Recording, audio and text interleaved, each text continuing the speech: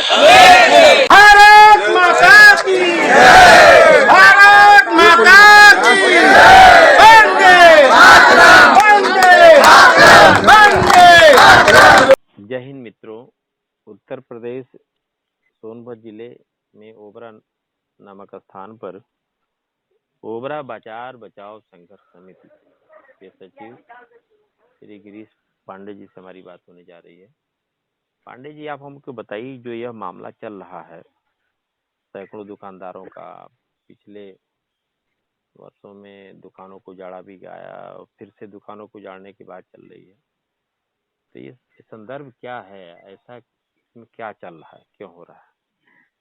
सदर प्रणाम गुरु जी। मामला यह है कि सन 2019 में परिवहन विभाग सोनभद्र के द्वारा ओबरा बाजार के 193 व्यापारी गणों को नोटिस दी गई।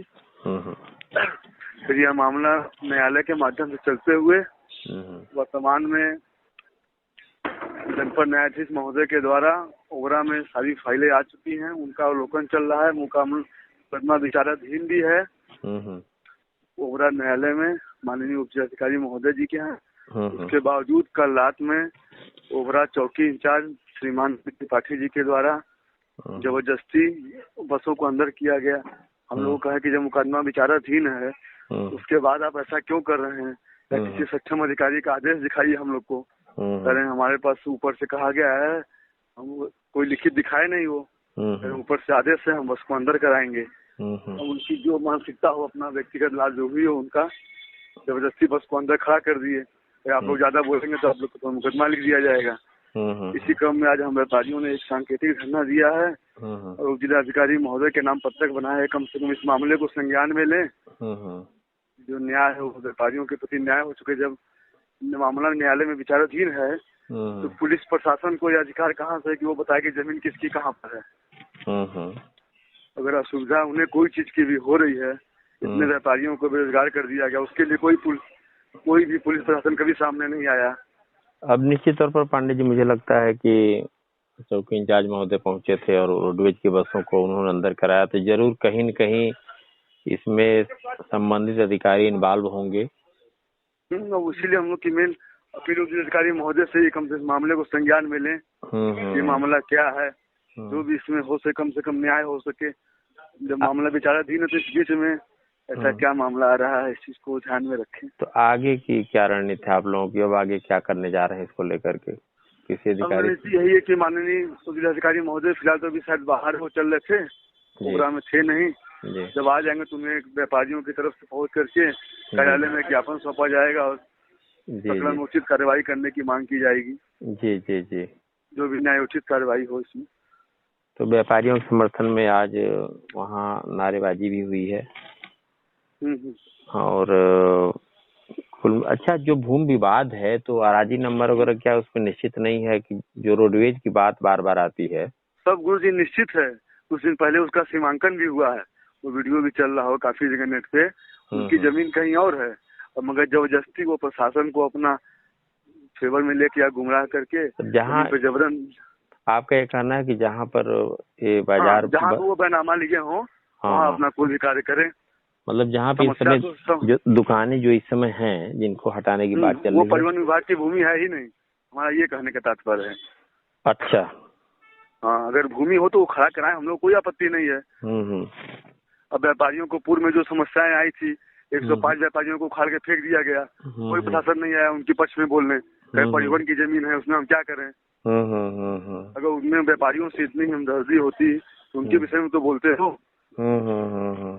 कम से कम अब न्याय हम लोग की गुहार उप जिलाधिकारी महोदय से कम इस मामले में न्याय करें। हम अपने दर्शकों को बता दें कि 60 और 70 के दशक में ओबरा थर्मल परियोजना की स्थापना हुई और प्रारंभ में हम सभी जानते हैं कि जब भारत जब आजाद हुआ पांडे जी, तो उस समय ये सब देसी रियासतों के अंतर्गत था। ये अगोरी, इस एरिया को अगोरी से देखा जाता था। और जब देश आजाद हुआ तो देसी रियासतें जब खत्म हुई तो यह भारत सरकार में विलय हुआ। भारत सरकार में जब विलय हुआ तो ये सब नदी नाला पहाड़ जंगल था इस एरिया। तो यह जमीन सबसे पहले देसी रियासत अगोरी नरेश से गई आपका भारत सरकार को। भारत सरकार ने इसको फिर क्योंकि जंगल थे यहाँ पर, तो इसलिए उसने वन विभाग को दे दिया। फिर वन विभाग ने यहाँ पर जब बंदी बनने लगी तो वन विभाग ने इसको फिर सिंचाई विभाग को दिया। जैसे ओबरा डैम है, रिहन डैम है, सिंचाई विभाग को दिया। सिंचाई विभाग ने फिर इस जमीन को उत्तर प्रदेश राज्य विद्युत परिषद को दिया। 14 जनवरी 2000 में जब राज्य विद्युत परिषद का विघटन हुआ तो उत्पादन निगम बना। जब परिषद था तो उस समय परिषद ने कहीं परिवहन को जमीन दी, पर आज जो विवाद का विषय है कि परिवहन विभाग की जमीन है कहाँ, यही निश्चित नहीं है और मूल विवाद यही है। तो हमें तो लगता है कि जब तक निश्चित न हो जाए कि परिवहन विभाग को दिए गए। बीच में एक बात और आई थी कि जो उत्पादन निगम है संभवतः जितनी एरिया है कहीं उससे अधिक भूमि पर इन्होंने अपना जी हम लोगों ने वही बात वही हुई कल प्रशासन के लोगों से। हाँ। हम लोगों ने कहा आप इसकी उपजिलाधिकारी महोदय जांच कर लें। हम लोग जिस भूमि में हैं अगर वो परिवहन विभाग की भूमि हो तो वहाँ पे कोई कार्य करेगा। हम लोग वो बोले आप कौन सी भूमि पे काबिज है ये बताइए। हम लोग यही कहा था कि हम लोग आबादी श्रेणी 6-2 जो सामान्य आबादी की भूमि आती है वहाँ पे काबिज है। और उसके बाद ही जबरन काम कराया जा रहा है। बाकी इस चीज को उप जिलाधिकारी महोदय ही समझे इसमें क्या न्यायोचित कार्यवाही हो सकती है।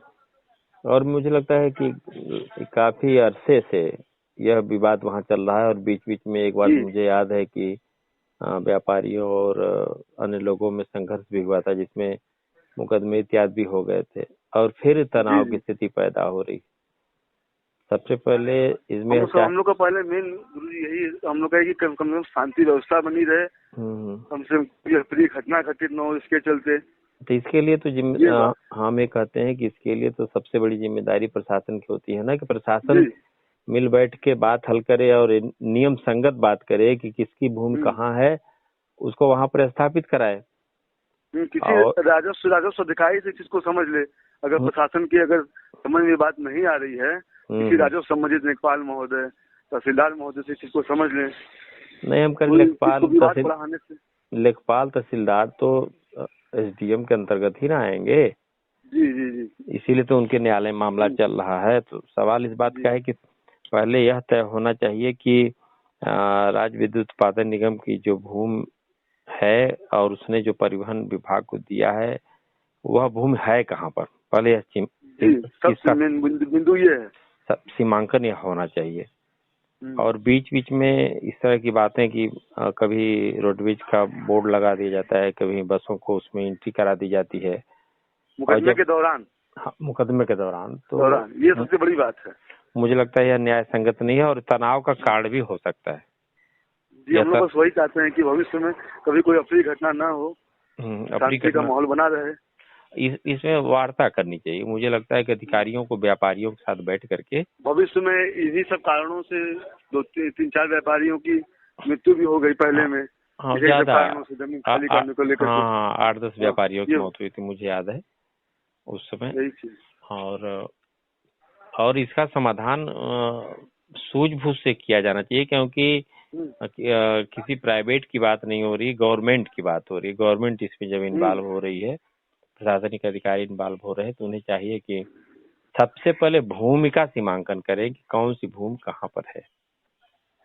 उसके बाद उसका निपटारा करें कि अब भूमि किसकी है, तब जाकर के उस पर किसी प्रकार की कोई कार्रवाई की जाए। तो मुझे लगता है कि इससे न तो प्रशासन को दिक्कत होनी चाहिए, न तो उत्पादन निगम को, न तो परिवहन विभाग को, न तो व्यापारियों को, किसी को दिक्कत नहीं होनी चाहिए। लेकिन सबसे पहले यह भूमि का सीमांकन करें, भूमि किसकी कहाँ है। मुझे लगता है कि व्यापारियों की भी यही मांग होगी। हम लोग की यही सबसे प्रमुख मांग है। अगर हम परिवहन विभाग की भूमि में हैं, हम लोग को कोई आपत्ति नहीं है।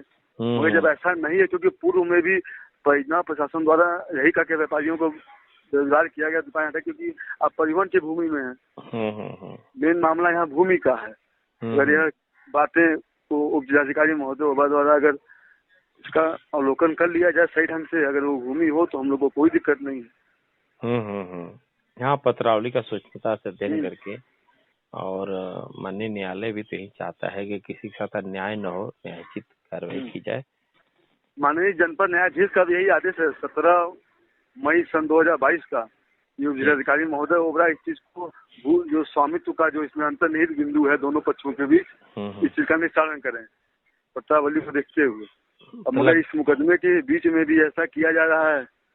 तो इसमें मामला जब एसडीएम के पास आया तो व्यापारी अपना पक्ष और या अन्य परिवहन विभाग सभी लोगों ने अपना पक्ष रखा है। उसमें 13 फरवरी 2023 की डेट भी लगी हुई है। अब उस दौरान ऐसा किया जा रहा है प्रशासन के द्वारा। अब इसमें क्या बात है, इस चीज को माननीय जिलाधिकारी महोदय ही जाने। निश्चित तौर पर भले ही पुलिस मौके पर पहुंची थी, परिवहन विभाग की बसों को अंदर कराने की कोशिश की, लेकिन मुझे लगता है कि यह सब कुछ जो किया गया होगा बिना अधिकारियों की सहमति से नहीं किया गया होगा। वैसे अधिकारियों को भी चाहिए कि जहां पर समूह का मसला हो, क्योंकि एक दो लोगों का मामला नहीं है, बड़ी संख्या में व्यापारी है, जहां इस तरह का मसला हो उस पर उन्हें गंभीरता से उस मसले को लेना चाहिए और व्यापारियों के साथ बैठ करके बातचीत करके, और भूमि किसकी कहाँ है बात करने से भी सबसे ज्यादा जरूरी भूमि किसकी कहाँ है पहले इसका सबसे प्रमुख बात यही है। हाँ, इसको सीमांकन करके, क्योंकि ये संदेश गलत जा रहा है। कभी कभी बात आती है कि परिवहन विभाग की जमीन पर व्यापारियों ने कब्जा कर रखा है। व्यापारी कहते हैं परिवहन विभाग यहाँ पर है ही नहीं है।